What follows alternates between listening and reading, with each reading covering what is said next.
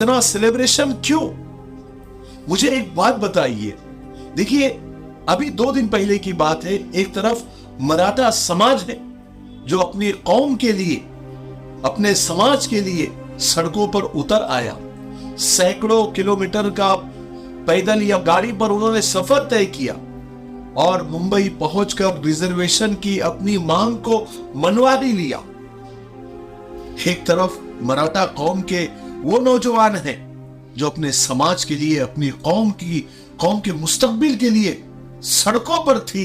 ठीक उसी वक्त हमारे कौम के नौजवान मुनव्वर फारूकी को बिग बॉस में जिताने में लगी हुई थी। मराठा की ये बेदार कौम आखिर रिजर्वेशन लेने में कामयाब हो गई और हमारी कौम मुनव्वर फारूकी को बिग बॉस जिताने में कामयाब हो गई। बताइए कौन